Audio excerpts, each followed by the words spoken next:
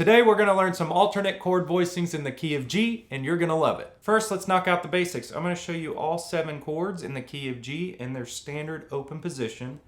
First, we got G, of course. You may have seen it fingered this way without your first finger. Next is A minor. Then we got B minor. Now this is not in an open position, of course, because open position implies open strings are being used. But this is the standard way to play a B minor. Then we got C. Next is D. Then E minor. And then we've got an F sharp diminished chord. I'll show you the triad first.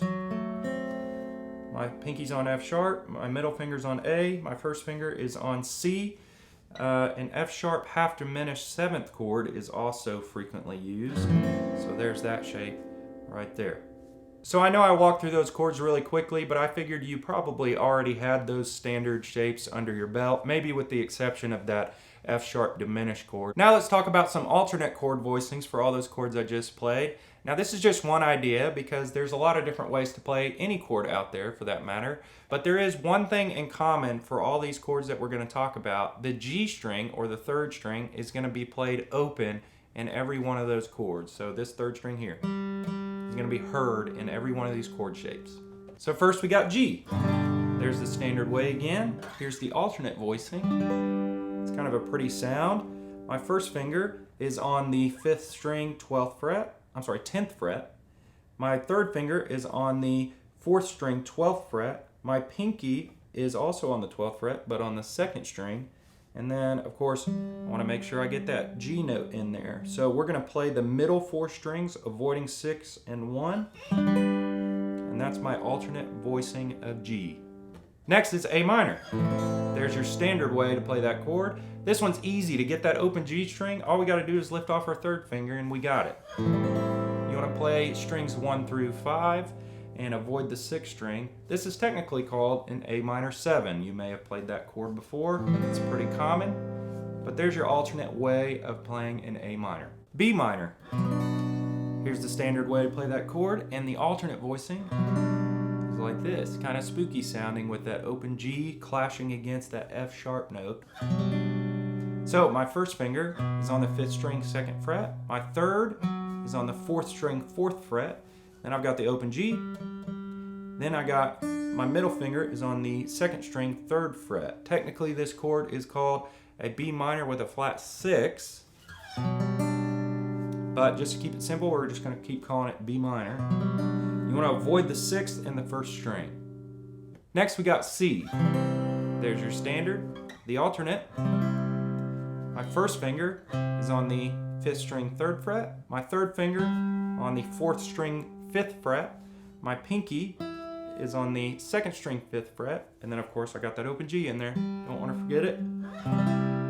Now this one you can include the 1st string if you want, because that note is technically in a C chord. Avoid the 6th string if you can. It just kind of muddies it up. So there's my alternate version of a C.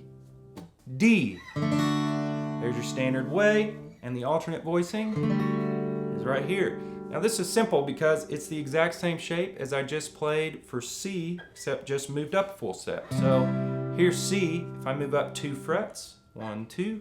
Now I'm on D. Technically this chord is a D suspended because I've added that G note to the D triad.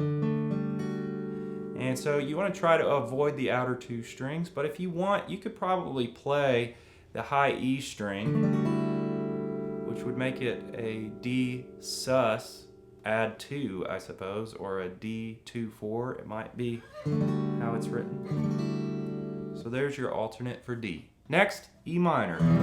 There's your standard way, and the alternate is up here on the 7th fret. Now this is the same shape as we played for the B minor shape, so if you remember that shape on the 2nd fret, just move that up to the 7th fret and you got it. Now this one, you can play all 6 strings because the outer 2 strings are E notes, and this is an E minor chord, so it makes sense that you would have an E note in an E minor chord.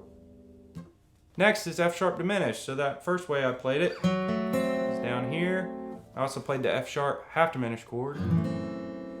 And so This is going to sound a little odd to you, but in context, trust me, it sounds nice if you place it in the right spot. But here's the alternate.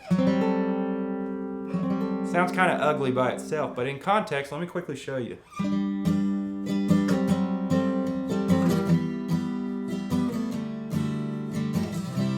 Sounds kind of nice passing through that chord. So here it is. My first finger is on the 9th fret of the 5th string.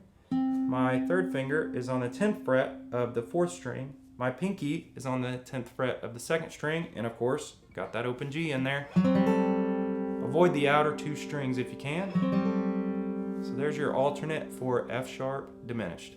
And we made it back up here to G, which we talked about earlier. So let's start putting some of this in context. Let's just say your chord progression was G, C, E minor, and D. There it is on the screen for you. I'm going to strum through. How about I strum through the standard and then I'll strum through the alternate voicing so you can kind of compare. 1, 2, 1, 2, 3, 4.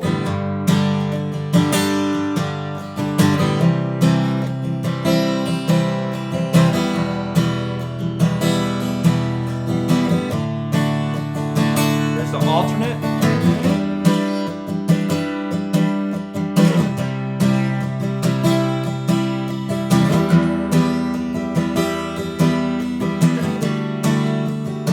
End on G.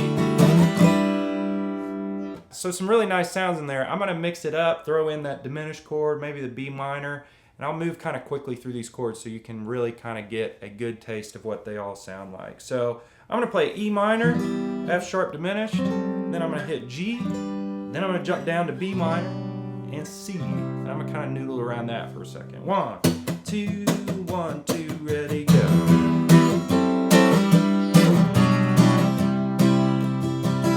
Do that again.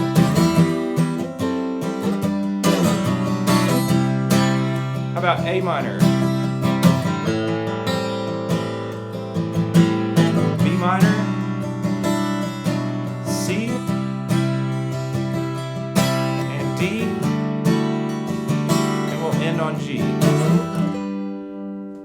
There you have it, some alternate voicings for the chords in the key of G. The idea today being this open G string is heard throughout each one of those chord voicings. So take it and run with it, be creative, plug them into a song that you already know in the key of G, or if you're a songwriter, I think these chords sound nice as you're trying to come up with melodies. So on your way out, please like and subscribe to my channel, and I'll see you in the next video.